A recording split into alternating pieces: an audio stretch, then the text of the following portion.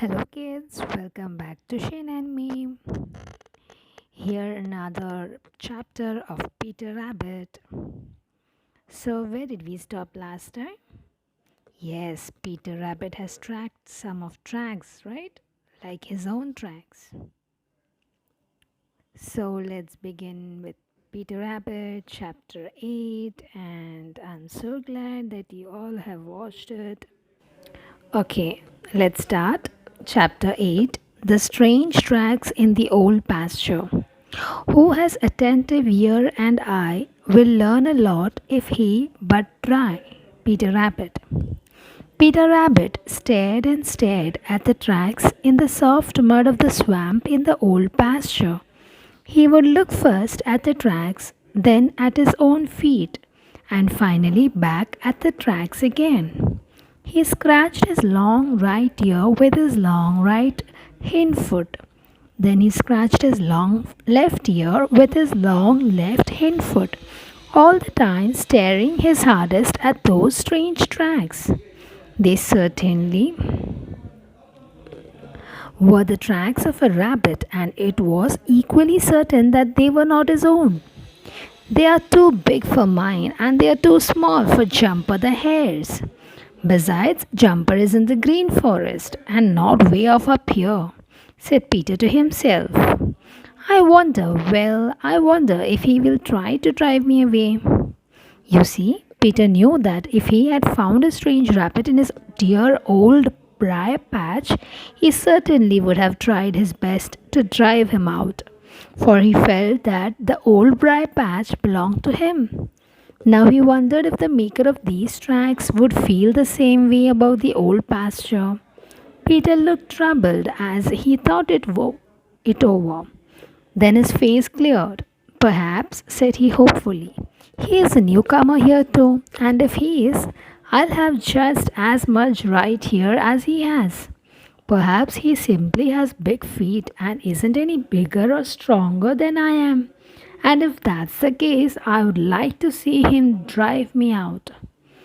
Peter swelled himself out and tried to look as big as he could when he said this. But swelling himself out this way reminded him of how stiff and sore he was from the wounds given him by the Hooty the Owl, and he made a weary face. You see, he realized all of a sudden that he didn't feel much like fighting. My, said Peter, I guess I'd better find out all about this other fellow before I have any trouble with him. The old pasture looks big enough for a lot of rabbits, and perhaps if I don't bother him, he won't bother me. I wonder what he looks like. I believe I'll follow these tracks and see what I can find. So Peter began to follow the tracks of the strange rabbit, and he was so interested that he almost forgot to limp. They led him this way and they led him that way through the swamp and then out of it. At the foot of a certain birch tree, Peter stopped. Ha, said he, now I shall know just how big this fellow is. How was he to know why that tree was a kind of rabbit measuring stick? Yes, sir, that is just what it was. You see, rabbits like to keep a record of how they grow, just as some little boys and girls do. But as they have no doors or walls to stand against, they use trees. And this was the measuring tree of the rabbit whose tracks Peter had been following. Peter stopped at the foot of it and sat down to think it over. He knew what that tree meant perfectly well. He had one or two measuring trees of his own on the edge of the green forest. He knew too that it was more than a mere measuring tree. It was a kind of no trespassing sign. It meant that some other rabbit had lived here for some time and felt that he owned this part of the old pasture. Peter's nose told him that, for the tree smelled very, very strong of the rabbit with the big feet. This was because whoever used it for a measuring tree used to rub himself against it as far as he could reach. Peter hopped up close to it, then he sat up very straight and stretched himself as tall as he could. But he wisely took care not to rub against the tree. You see, he didn't want to leave his own mark there, so he stretched and stretched, but stretch as he would, he couldn't make his wobbly little nose reach the mark made by the other rabbit. My sakes, he's a big fellow, exclaimed Peter. I guess I don't want to meet him until I feel better and stronger than I do now. Chapter 9, An Unpleasant Surprise. Legs are very useful when you want to run away. Long, sharp teeth are splendid if to fight you want to stay. But a far, far greater blessing, whether one may stay or quit, is a clever, trusty, quick, and ever ready wit. Peter Rabbit. Peter Rabbit sat in a sand hiding place in the old pasture and thought over what he had found out about the strange rabbit whose tracks he had followed. They had led him to a rubbing or measuring tree where the strange rabbit had placed his mark, and that mark was so high up on the tree that Peter knew the strange rabbit must be a great deal bigger than himself. If he is bigger, of course he is stronger, thought Peter. And if he is both bigger and stronger, of course it won't be the least bit of use for me to fight him. Then anyway I'm too stiff and so to fight. And then he has no business to think he owns the old pasture because he doesn't. I have just as much right here as he has. Yes, sir, I have just as much right in this old pasture as he has. And if he thinks he can drive me out, he is going to find that he was never more mistaken in his life. I'll show him. Yes, sir, I'll show him. I guess my wits are as sharp as his, and I wouldn't wonder if they are a little bit sharper. Foolish Peter Rabbit. There he was boasting and bragging to himself of what he would do to someone whom he hadn't even seen, all because he had found a sign that told him the old pasture in which he had made up his mind to make his new home was already the home of someone else. Peter was like a lot of other people. He wasn't fair. No, sir, he wasn't fair. He let his own desires destroy his sense of fair play. It was all right for him to put up signs in the dear old briar patch and the green forest warning other rabbits that they must keep away. But it was all wrong for another rabbit to do the same thing in the old pasture. Oh my, yes, that was quite a different matter.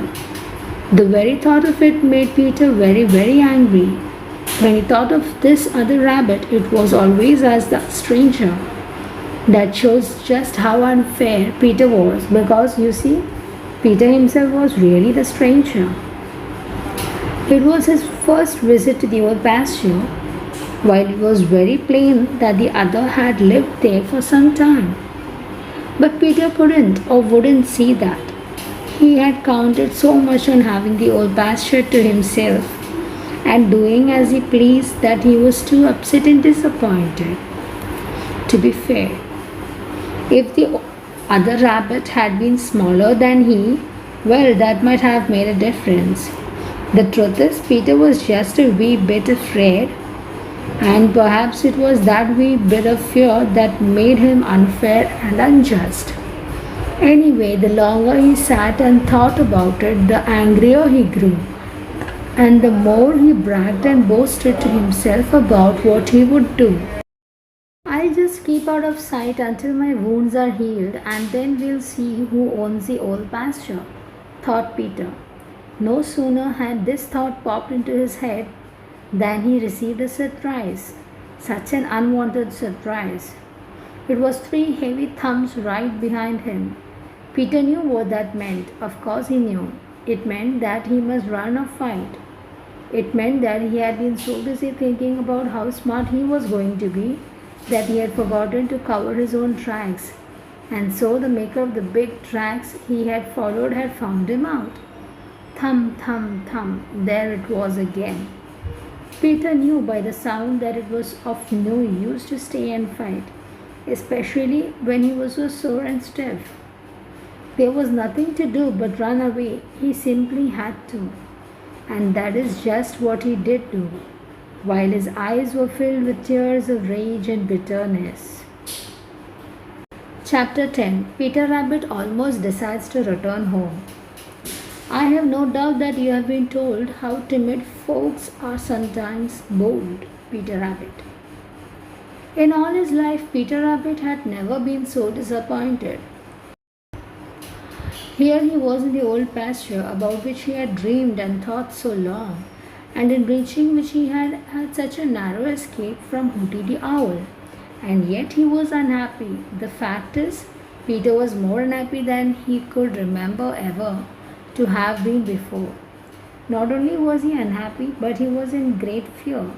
And the worst of it was, he was in fear of an enemy who could go wherever he could go himself. You see, it was this way. Peter had expected to find some enemies in the old pasture. He had felt quite sure that fierce old Mr. Goshawk was to be watched for, and perhaps Mr. Redtail and one or two others of the Hawk family. He knew that Granny and Reddy Fox had lived there once upon a time and might come back if things got too unpleasant for them on the Green Meadows, now that Old Man Coyote had made his home there. But Peter didn't worry about any of these dangers. He was used to them, was Peter. He had been dodging them ever since he could remember. A friendly bramble bush, a little batch of briars, or an old stone wall near was all that Peter needed to feel perfectly safe from these enemies.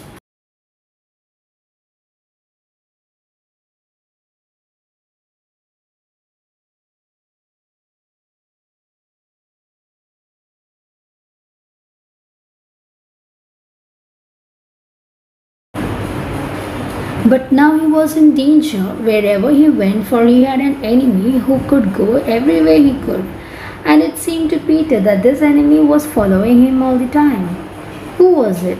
Why, it was a great big old rabbit with a very short temper, who, because he had lived there for a long time, felt that he owned the old pasture and that Peter had no right there. Now, in spite of all his trouble, Peter had seen enough of the old pasture to think it a very wonderful place indeed. He had seen just enough to want to see more. You know how very curious Peter is? It seemed to him that he just couldn't go back to the dear old briar patch on the Green Meadows until he had seen everything to be seen in the old pasture. So he couldn't make up his mind to go back home, but stayed and stayed, hoping each day that the old grey rabbit would get tired of hunting for him and would let him alone. But the old grey rabbit didn't do anything of the kind. He seemed to take the greatest delight in waiting until Peter thought that he had found the corner of the old pasture where he would be safe, and then in stealing there where Peter was trying to take a nap and driving him out. Twice Peter had tried to fight, but the old grey rabbit was too big for him. He knocked all the wind out of poor Peter with a kick from his big hind legs, and then with his sharp teeth he tore Peter's coat. Poor Peter, his coat had already been badly torn by the cruel claws of Hooty the Owl, and Old Mother Nature hadn't had time to mend it when he fought with the old grey rabbit. After the second time, Peter didn't try to fight again. He just tried to keep out of the way. And he did too, but in doing it, he lost so much sleep and he had so little to eat that he grew thin and thin and thinner, until with his torn clothes he looked like a scarecrow. And still he hated to give in when there was still so much to see. Persistence, I was taught, will win, and so I will persist, said he. And he did persist day after day until at last he felt that he really must give it up. He had stretched out wearily on a tiny sunning bank in the farthest corner of the old pasture, and had just about made up his mind that he would go back that very night to the dear old briar patch on the green meadows, when a tiny rustle behind him made him jump to his feet with his heart in his mouth.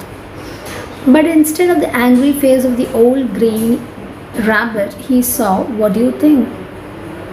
Why, two of the softest, gentlest eyes peeping at him from behind a big fern.